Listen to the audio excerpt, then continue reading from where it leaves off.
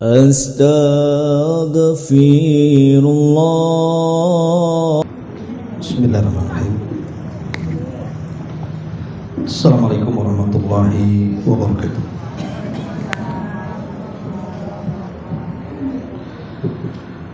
Alhamdulillah wassalatu wassalamu ala Rasulillah wa ala alihi wa sahbihi wa mawala wa la hawla wa la quwwata illa billahi wa ba'd.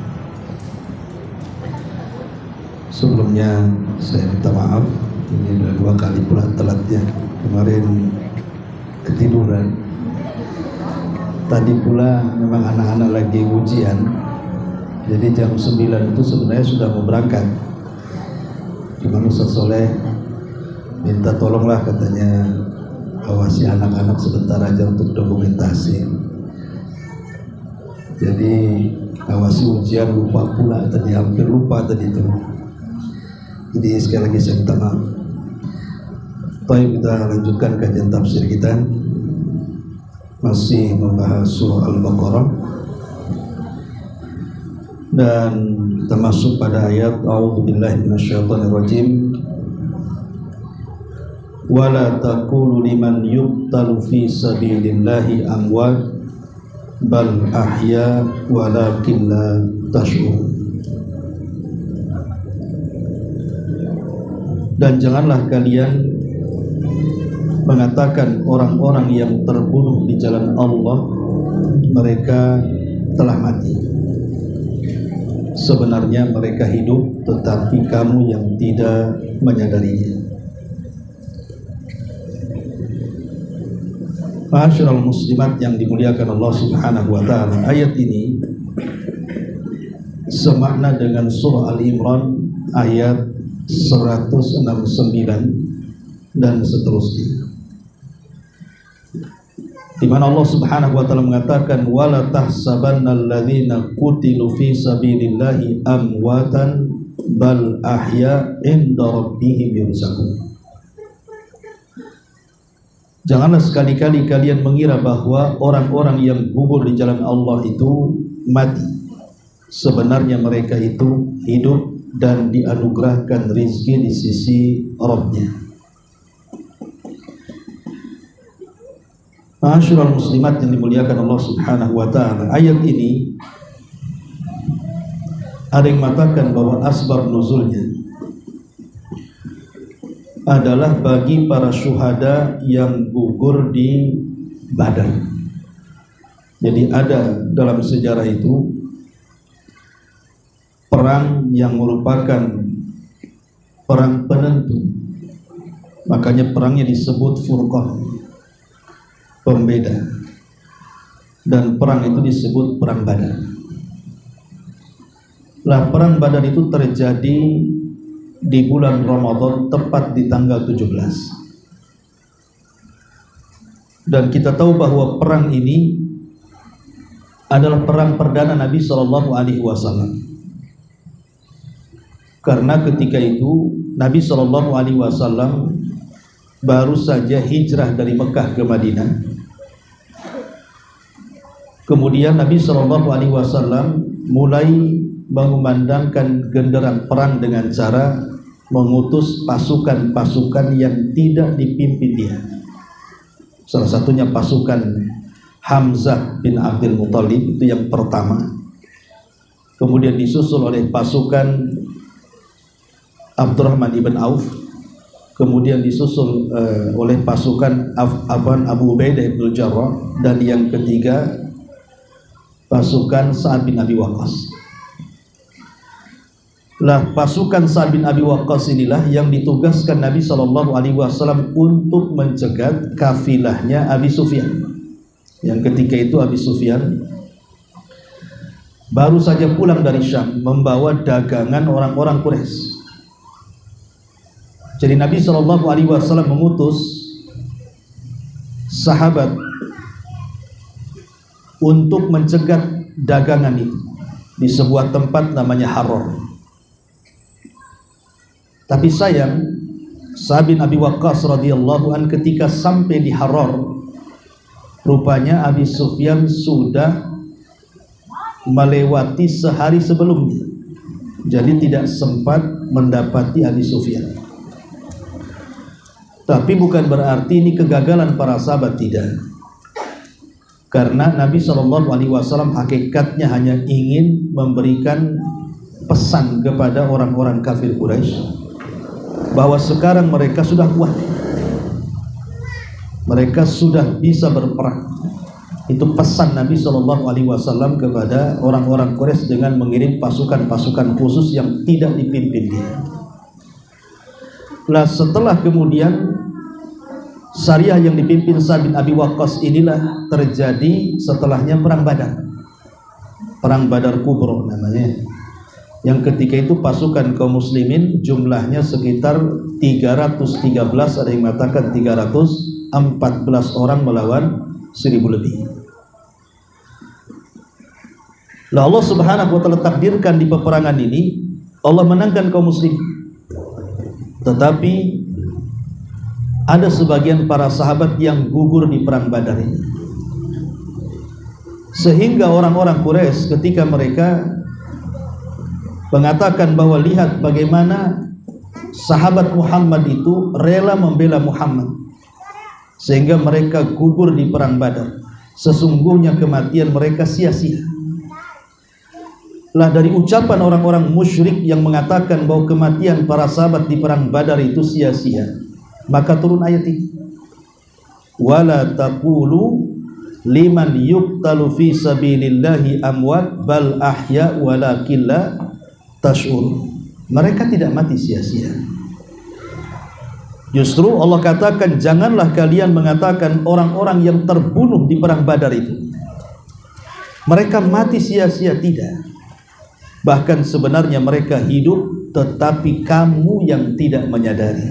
Dalam surah Al-Imran, bahkan mereka hidup dan mereka dianugerahkan rizki dari sisi Allah Subhanahu wa ta'ala. Dan ini keutamaan orang yang mati syahid.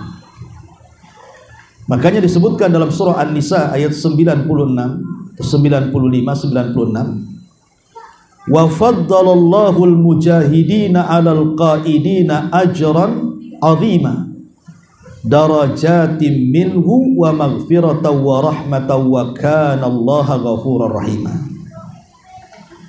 Dan Allah Subhanahu wa taala mengutamakan para mujahidin itu atas orang-orang yang duduk-duduk saja dan tidak berjihad. Bagi mereka pahala yang besar. Mereka akan diangkat beberapa tingkatan derajat mereka dan mereka mendapatkan ampunan dan rahmat, dan Allah Maha Pengampun lagi Maha Pengasih. Artinya para mujahidin mereka diberikan keistimewaan oleh Allah Subhanahu wa taala, bahkan bukan hanya di dunia, di akhirat pun mereka diberikan keutamaan yang luar biasa. Ma'asyiral muslimat yang dimuliakan Allah Subhanahu wa taala, apa saja keistimewaan mereka orang-orang yang mati syahid itu? Pertama, bahwa orang-orang yang mati syahid itu saat kematiannya, maka para malaikat akan melindungi jasadnya. Itu di dunia.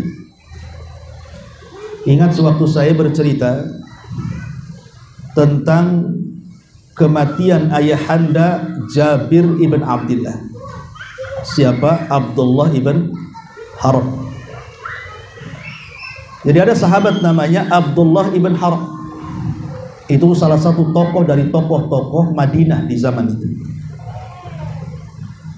Jadi Abdullah ibn Haram ini ketika perang Badar memang tidak ikut, karena kita tahu bahwa perang Badar itu bukan niatnya perang Rasul itu kan, niatnya memang hendak merampas hartanya orang-orang Quraisy sebagai mengambil hak, karena ketika para sahabat hijrah dari Mekah ke Madinah kan harta mereka diambil. Makanya untuk mengambil hak, ketika mendengar ada Abi Sufyan membawa dagangan orang Quraisy mau diambil sebagai balasan. Jadi Abdullah ibn Haram itu tidak terlibat dalam perang Badar. Lah ketika terjadi perang Uhud, maka Abdullah ibn Haram tidak mau ketinggalan. Dia datang kepada Nabi SAW kemudian meminta agar dimasukkan dalam pasukan jihad. Masalahnya Abdullah ibn Haram kan sudah tua, sudah renta, dan dia tidak sanggup jalan. Namanya orang sudah tua, macam mana mau mengayunkan pedang, jalan aja susah. Orang sudah tua renta. Tapi dia ngotot ingin jihad. Padahal dia sudah mendapatkan uzur bahwa orang yang sakit, orang yang tua tidak lagi kuat itu tidak mengapa tidak ikut jihad. Tapi karena semangat jihadnya luar biasa, akhirnya diterima oleh Nabi SAW. Lah ketika Abdullah bin Haram ini diterima sebagai pasukan jihad, dia kan punya anak namanya Jabir bin Abdullah, sahabat Jabir yang banyak meriwayatkan hadis itu. Jabir tidak terima. Datang dia kepada Nabi SAW dan mengatakan, ya Rasulullah, batalkan ayahku. Kalau engkau mau, biar aku yang akan menggantikan posisinya.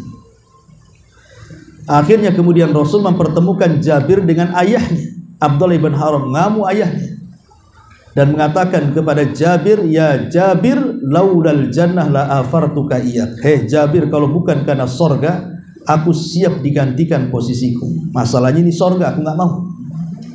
Saking semangatnya Abdullah bin Haram sampai marah sama putranya. Akhirnya Abdullah bin Haram pun ikut terlibat dalam jihad. Dan Nabi SAW sudah memperkirakan bahwa dia adalah orang-orang yang akan mati syahid pertama kali. Dan subhanallah benar. Ketika betul-betul terjadi perang Uhud, maka Abdullah ibn Haram adalah orang-orang yang awal-awal gugur di peperangan. Makanya ibu kalau umrah, kemudian ditakdirkan jalan-jalan ke Gunung Uhud, kan di situ kan dipagar itu para syuhada Uhud. Cuman yang ada maisannya cuma 2, yang lainnya itu hanya batu-batu, kadang-kadang nggak nampak kan itu ya, kan hampir rata dengan tanah. Lah disitulah Abdullah ibn Haram dikuburkan, satu di antara 70 syuhada Uhud. Makanya di pelangnya kan ada tulisan untuk para syuhada di situ, bisa dibaca. Lah ketika kematiannya, kan perang Uhud ini kan kaum muslimin kalah tuh, betul-betul mengalami kekalahan dan mengalami kerugian yang sangat besar karena banyak yang gugur. Bahkan Nabi SAW aja diisukan meninggal di perang Uhud itu, sampai para sahabat kocar-kacir ketika itu kan. Ada yang bertahan dalam peperangan, ada juga yang lari dalam peperangan. Nah selesai peperangan, maka masing-masing keluarga korban kan mencari keluarganya. Lah salah satunya Jabir mencari korban ayahnya, karena dia melihat dari pasukan yang selamat tidak terlihat ayahnya. Jadi dia mulai mencari para syuhada itu. Rupanya ketemu ayahnya meninggal. Ya namanya anak satu-satunya laki-laki, dan semua anak Abdullah ibn Haram itu kan 9 orang perempuan. Jadi dia anak satu-satunya laki-laki. Dia harus menjadi ayah plus menjadi ibu karena sudah meninggal ibunya. Dia harus merawat adik-adiknya kan. Sedihlah Jabir ini. Sambil kemudian merangkul jasad ayahnya Abdullah ibn Jabir ini, dia menangis.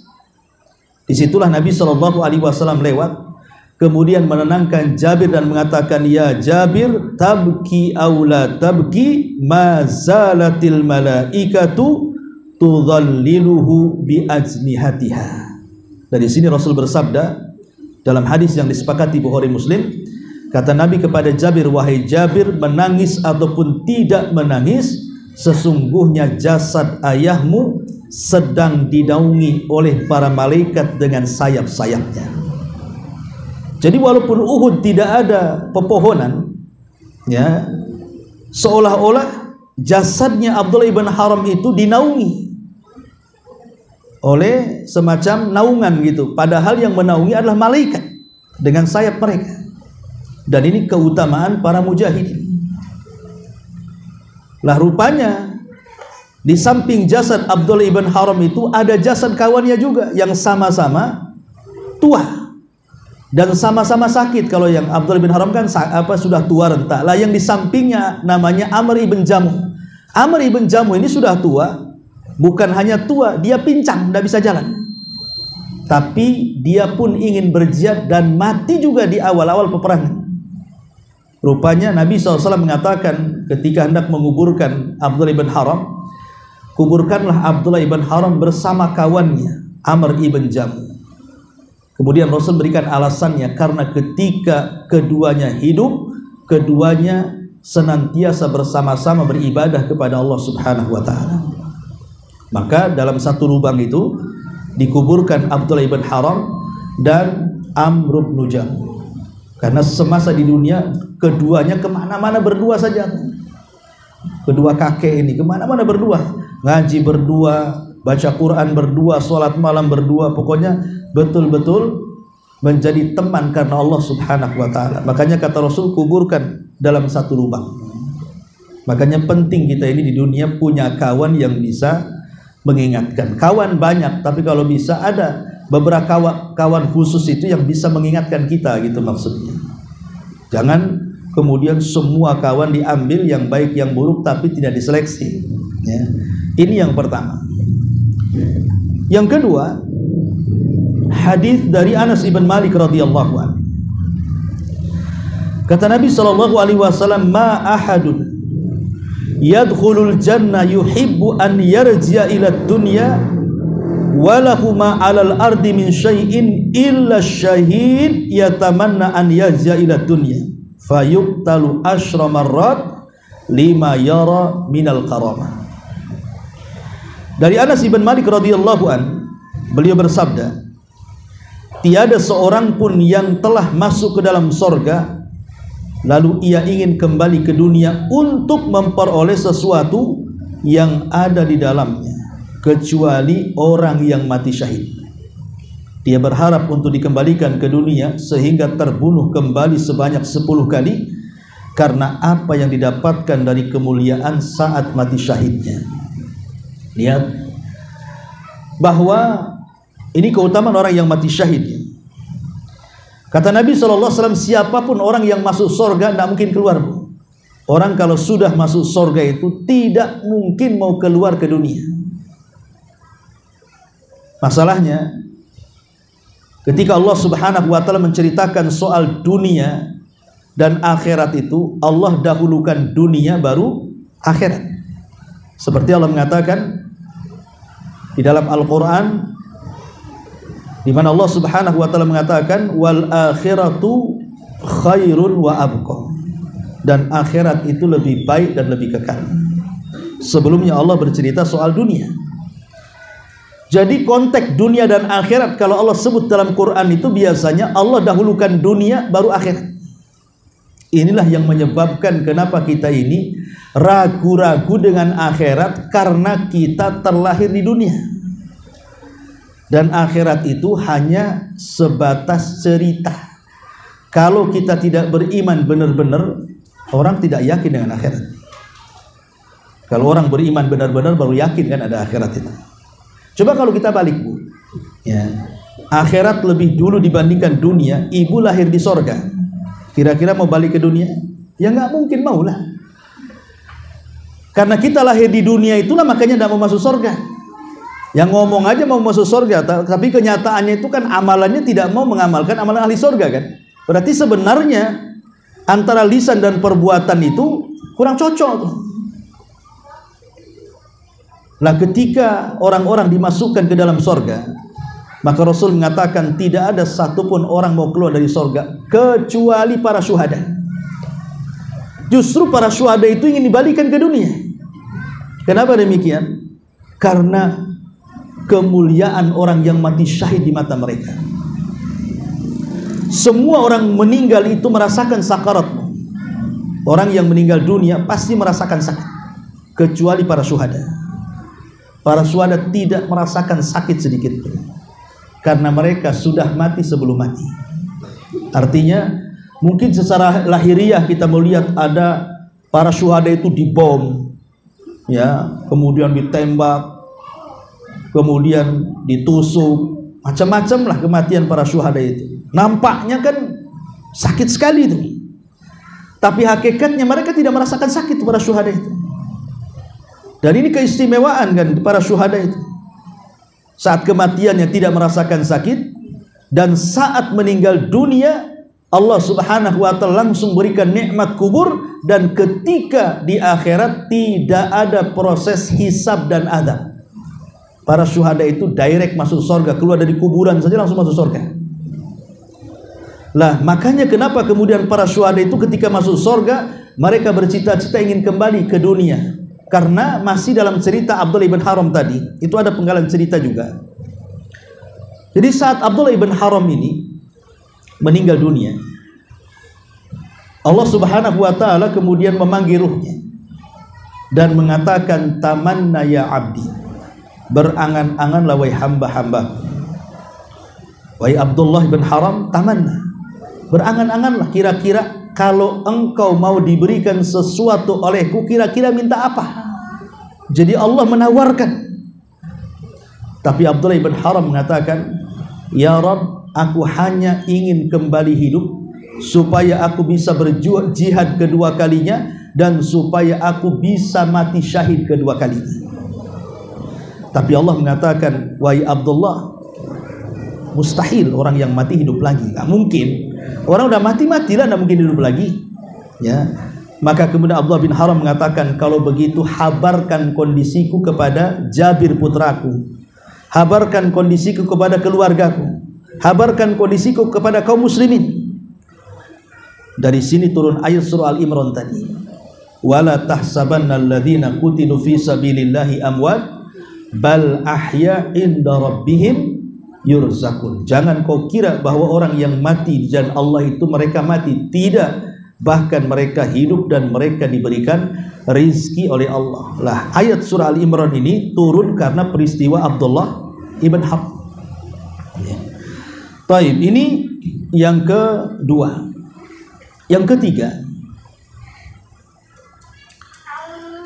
disebutkan dalam hadis Miqdad radhiyallahu an, qala Nabi sallallahu alaihi wasallam, inna lisyahid indallahi azza wajal khisalan yughfaru lahu fi awwali duf'atin min damihi wa yara maq'adahu minal jannah wa yuhalla alaihi hullatul iman wa yuzawwiju ithnataini wa sab'ina zawjatan minal huril in wa yujazu min adzabil qabri wa ya'manu yawmal faza'il akbar wa yudau ala ra'si tajul waqar al yaqut minhu khairun minad dunya wa ma fiha wa yushaffa'u fi sab'in insanan min aqaribihi. Kata Nabi sallallahu alaihi wasallam, sesungguhnya para syuhada itu akan mendapatkan beberapa kemuliaan di sisi Allah Subhanahu wa ta'ala. Pertama, Allah akan mengampuninya pada waktu darahnya keluar pertama kali dari tubuhnya. Yang kedua, diperlihatkan untuknya tempat duduknya di surga.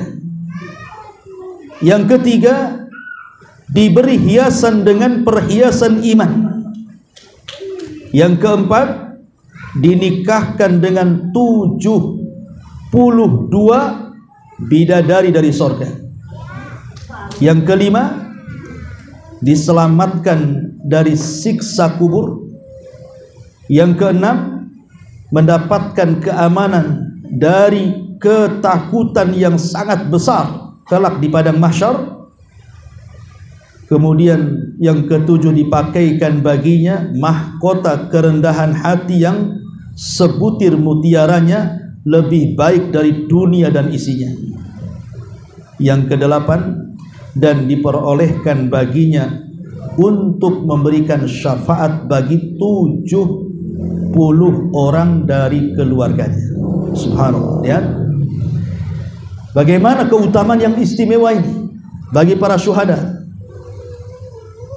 Dia akan memberikan syafaat loh bagi 70 para kerabatnya karena kematian yang mati syahid. Ini juga diantara yang ketiga hadis yang menjelaskan tentang keutamaan orang yang mati syahid. Kemudian yang keempat, hadis daripada Abi Sa'id Al-Khudri radhiyallahu anhu,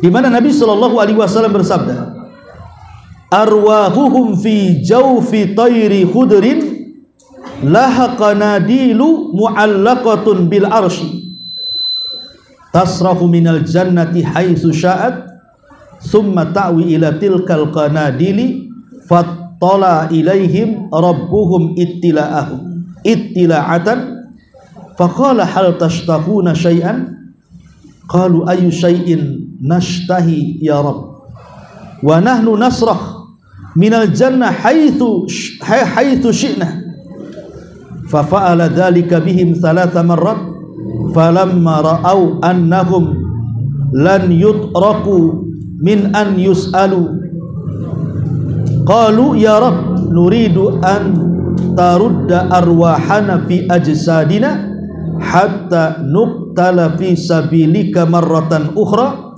falamma ra'a allaysa lahum hajatan turi.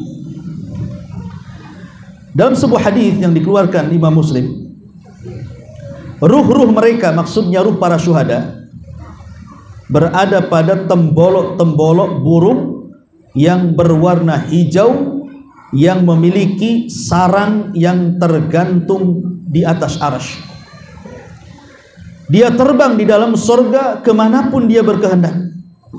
Lalu dia kembali menuju lampu tersebut, lalu Allah melihat mereka dan Allah pun berfirman, apa yang kalian inginkan di surga? Mereka menjawab, apakah ada hal lain yang kami inginkan sementara kami telah dibebaskan terbang ke sana kemari dalam surga? Ini sudah cukup ya Rabb. Maka Allah Subhanahu wa ta'ala berkata kepada mereka sampai 3 kali, mau apa kalian di surga ini? Apa yang kalian kehendaki, ngomong saja. Lalu pada saat mereka sudah mengetahui bahwa mereka tidak dibiarkan kecuali harus meminta sesuatu, maka mereka pun mengatakan, ya Rabb, kalau begitu kembalikanlah ruh-ruh kami ke dalam jasad-jasad kami, kembalikan kami ke dunia supaya kami bisa berjihad kedua kalinya dan bisa terbunuh kedua kalinya. Ketika Allah Subhanahu wa ta'ala melihat mereka tidak punya hajat kecuali itu, maka Allah pun meninggalkan mereka. Lihat bagaimana para syuhada itu di surga disediakan tempat di kendil-kendil, yang kendil-kendil itu kemudian digantung di atas arsy. Kemudian ruh mereka terbang ke sana kemari di surga itu sesuka hati mereka. Coba kenikmatan mana lagi? Bahkan tingkatan para mujahid di surga itu Allah khususkan, ada 100 tingkatan untuk mereka. Jadi kan surga itu kan memiliki tingkatan tuh. Lah dari 100 tingkatan itulah dikhususkan bagi para mujahid. Dan ini luar biasa ya, yang Allah Subhanahu wa ta'ala berikan kepada para mujahid. Karena jangankan cerita manusianya, debu yang nempel di kakinya saja itu bisa menjauhkan para mujahidin itu dari api neraka. Kata Nabi SAW, maghbarrat qadama 'abdin fi sabilillah fatamassahun nar. Barang siapa yang kedua kakinya terkena debu di jalan Allah, maka Allah haramkan padanya api neraka. Debunya saja bisa menjauhkan seorang mujahid itu dari jalan Allah Subhanahu wa ta'ala. Masyarul muslimat yang dimuliakan Allah Azza wa Jalla, bahkan surga para mujahid ini bukan surga biasa, tapi surga yang paling tinggi, surga Firdaus ya. Kan di zaman sahabat itu ada wanita namanya Ummu Harithah. Ummu Harithah. Jadi anaknya namanya Harithah. Jadi Harithah ini kan ikut dalam peperangan. Masalahnya ketika dia diperintahkan Rasul untuk menjaga pasukan di malam hari, ini belum perang.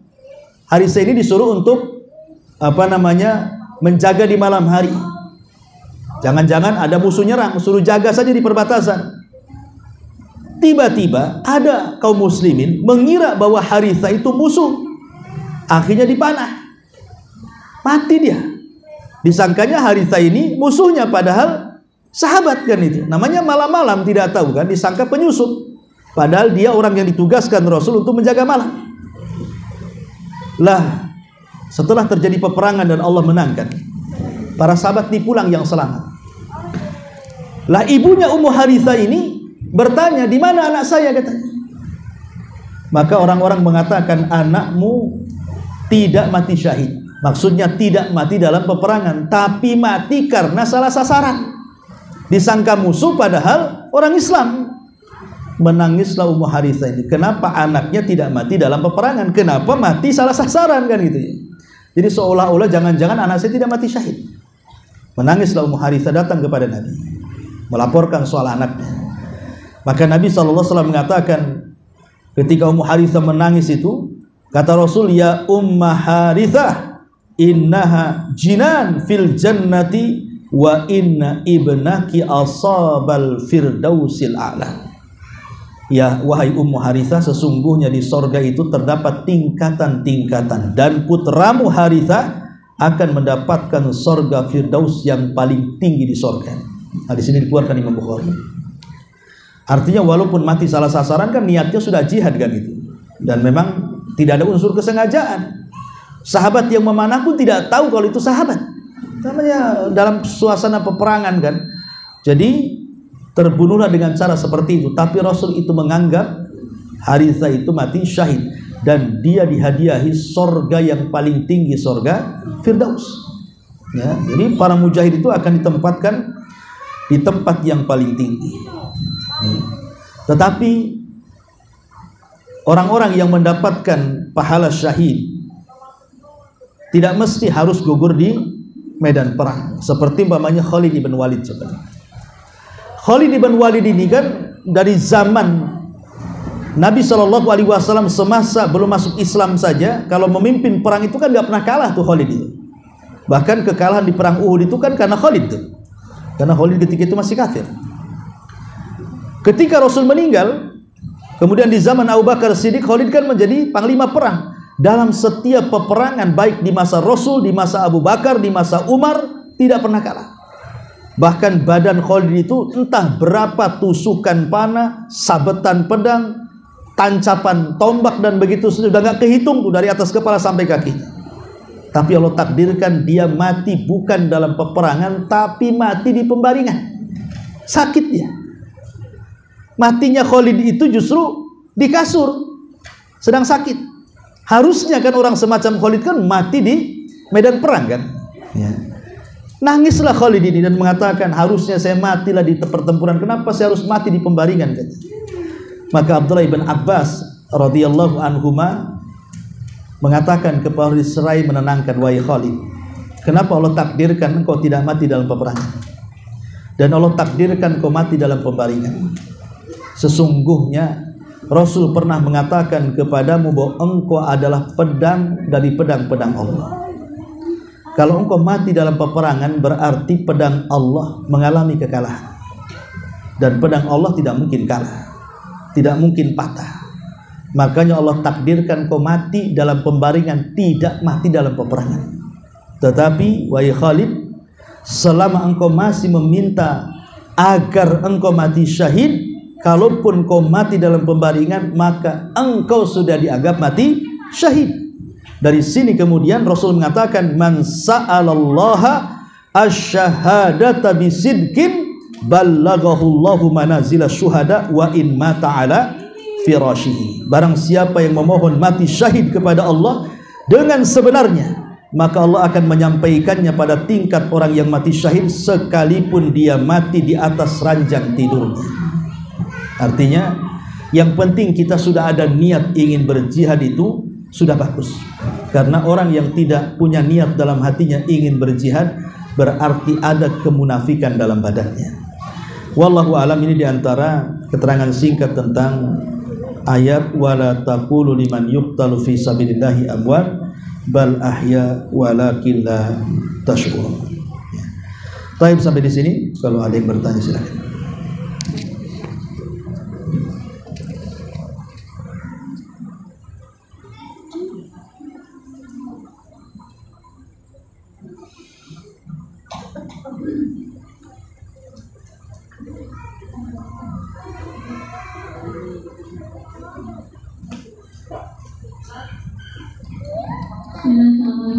Waalaikumsalam. Ustaz, ayat yang kita baca tadi menceritakan tentang kisah di perang Uhud atau di perang Badar? Kalau surah Al-Baqarah perang Badar. kalau surah Al-Imran di perang Uhud. Jadi beda asbab nuzulnya, ya. Kalau Al-Baqarah yang kita baca ini asbab nuzulnya adalah sahabat-sahabat yang gugur di perang Badar. Karena ketika itu ada sangkaan dari orang-orang musyrik bahwa orang yang mati di perang Badar itu sia-sia karena membela Muhammad. Ngapain Muhammad dibela-bela gitu maksudnya. Sia-sia aja kalian itu matinya. Itu ada omongan seperti itu dari orang-orang Quraisy. Makanya Allah bantah dengan menurunkan surah Al-Baqarah ini. Mereka tidak sia-sia. Dan mereka tidak mati konyol. Tapi mereka hidup dan mereka diberikan rizki, tetapi kalian tidak tahu saja. Tapi kalau surah Al-Imran ayat 169 dan 171 itu menceritakan perang Uhud tentang kisah Abdullah ibn Haram. Ya, wallahu a'lam. Nah, Ustaz, Ya. untuk yang perang Badar itu kan disebut sebagai perang Furqan. Maksudnya beda antara musyrik dan munafik. Iya. Jadi perang Badar itu disebut juga perang Yaumal Taqal Jam'an. Ada juga disebut perang Al-Furqan. Kenapa disebut perang pembeda? Karena itulah perang perdana yang dilakukan Nabi SAW yang sebelumnya Rasul kan tidak perang sama sekali. Dan itu terjadi di tahun 2 Hijriah setelah hijrahnya Rasul di bulan Ramadan. Jadi kan Rasul SAW ketika itu tidak ada niat perang sebenarnya, hanya untuk mengambil barang Abi Sufyan yang merupakan barang orang kafir Quraisy yang dibawa dagang oleh beliau dari Syam ke Mekah sebagai pengambilan hak, karena orang kafir sudah mengambil harta mereka pasca hijrahnya para sahabat. Kan ketika sahabat hijrah kan diambil semua hartanya, rumahnya diambil, tanahnya diambil, bisnisnya diambil orang Quraisy. Jadi sahabat hijrah itu cuma bawa pakaian di badan saja. Makanya ingin mengambil haknya. Jadi setiap ada para pedagang Mekah ke Syam itu mau dirampok, bukan maling, bukan rampok, tapi ingin ngambil hak. Dulu mereka ngambil tanah saya, sekarang saya ambil harta kalian, gitu maksudnya. Lah ketika kemudian Rasul mendengar Abi Sufyan itu kan membawa dagangan banyak, hampir semua orang-orang Quraisy itu dibawa dia modalnya. Berarti kalau berhasil mengambil dagangan Abi Sufyan, maka itu minimalnya walaupun tidak impas gitu ya, tetapi kan sudah diambil haknya sebagian besarnya. Tapi masalahnya Abi Sufyan ini cerdas. Ya, jadi ketika dia mendengar mata-mata dari mata-matanya bahwa pasukan Nabi hendak menyergap dia, makanya dia kemudian mempercepat jalannya dengan menyewa seorang penunggang kuda yang sangat cepat, namanya Dhamdham dalam sejarah itu. Lah si Dhamdham ini dengan cepat melaju dari arah Madinah menuju Mekah memberitahu Abu Jahal bahwa seluruh harta yang dititipkan kepada Abi Sufyan akan diambil alih dan akan dirampas oleh Muhammad dan pasukannya. Marah Abu Jahal. Makanya Abu Jahal tiba-tiba mengumpulkan pasukan, dia sendiri yang memimpin. Ya, dia sendiri memimpin, dan seluruh pembesar Quraisy yang tua-tua ikut terlibat. Semua para pembesar Quraisy yang tua-tua ikut terlibat. Pentolan-pentolannya. Dan subhanallah Allah takdirkan ketika dalam perang Badar semua pentolan orang Quraisy meninggal dunia, gak ada yang selamat kecuali Abi Sufyan yang selamat, yang kemudian memimpin perang Uhud. Ya, tapi semua meninggal, mulai dari Abu Jahal, kemudian Umayyah ibn Khalaf, Syaibah, Rabi'ah, itu kan kepala-kepalanya tuh. Semua meninggal, dan meninggalnya karena mukjizat Rasul. Karena sebelum peperangan itu Rasul sudah ngomong kepada para sahabat, "Nih Abu Jahal sebelah sini mati," katanya. "Nih Umayyah sebelah sini," katanya. "Nih Syaibah sebelah sini." Ditunjukkan sama Nabi tempat-tempat kematiannya. Itu belum terjadi perang tuh. Ketika betul-betul terjadi perang, betul Abu Jahal sebelah situ, Umayyah sebelah situ, Rabi'ah sebelah situ, Syaibah sebelah situ, persis seperti disabdakan Nabi. Itulah yang menjadikan kepercayaan kepada Nabi SAW bagi para sahabat. Nabi SAW seorang Nabi memiliki wahyu. Lah disebut Furqan pembeda karena tadi membedakan antara mukmin dan kafir. Karena itu perang perdana di situ kan.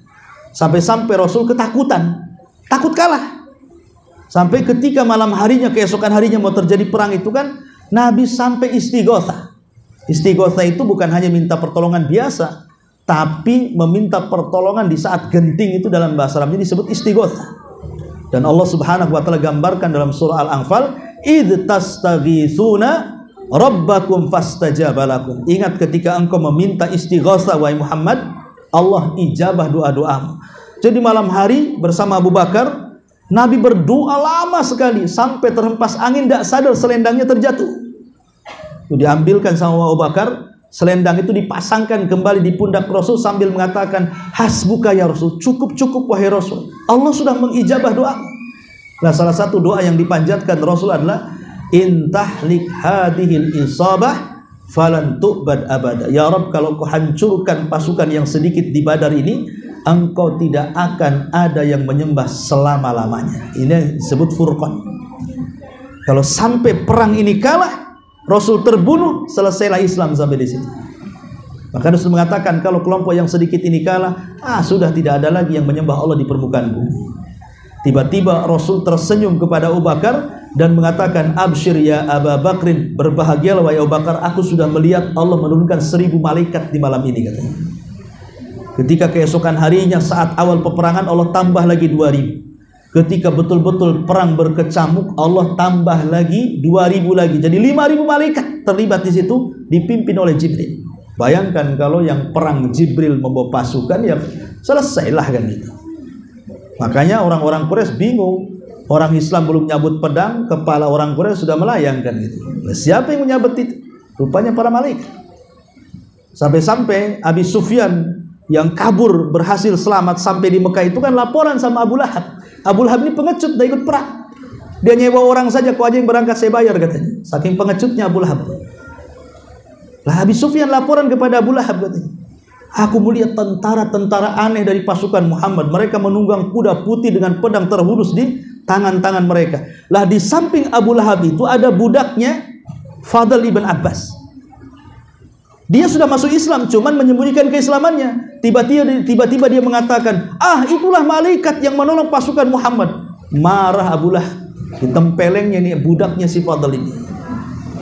Pulang nih budaknya si Fadl ini, Fadl ibn Abbas ini. Kemudian istrinya Fadl marah, diambil kayu dari rumahnya karena Abu Lahab sudah menampar budaknya. Diambil kayu, dicari Abu Lahab, dipentung kepalanya sampai berdarah. Nah, ini mama ini repot nih kalau ada masalah, ada main kayu dia. Dipentung Abu Lahab, lukanya itu yang menyebabkan kematian.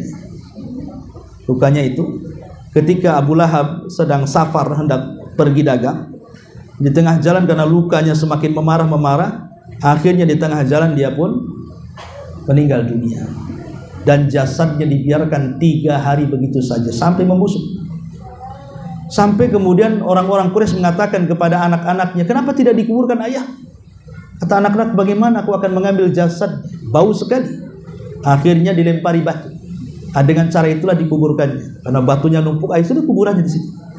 Allah hinakan itu Abu Lahab. Nauzubillah. Ya. Wallahu a'lam. Ya, ini apa ini? Hadiah. Oke. Ya, ini ada hadiah dari tim pengajian. Tapi sebelum saya tutup, ada 3 hadiah yang ingin saya berikan dengan 3 soalan. Soalan yang pertama, siapa nama ayahanda Jabir bin Abdullah yang tadi saya kisahkan? Siapa? Yang belakang mana? Abdullah ibn Haram. Alhamdulillah, masya Allah. Dapat apa ini? Rice cooker dapat. Soalan yang kedua. Sebutkan 3 keutamaan orang yang mati syahid. 3 saja. Abu, silakan.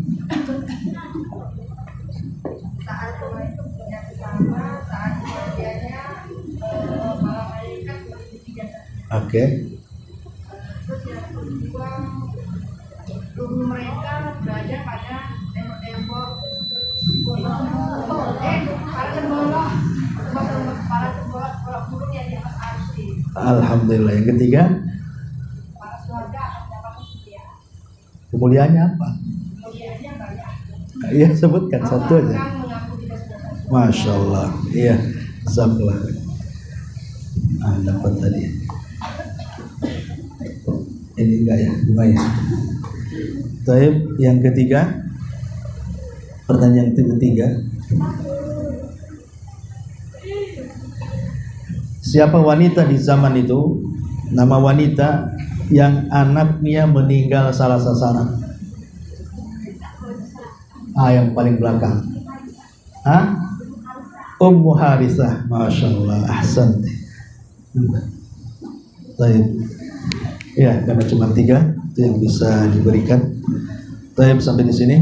Mudah ada manfaatnya. Sekali lagi saya minta maaf karena kemarin tidak bisa mengaji dan tadi telat juga. Subhanallah wa bihamdika, asyhadu an la ilaha illa anta, astaghfiruka wa atubu ilaik. Allahu ta'ala alam. Assalamualaikum warahmatullahi wabarakatuh.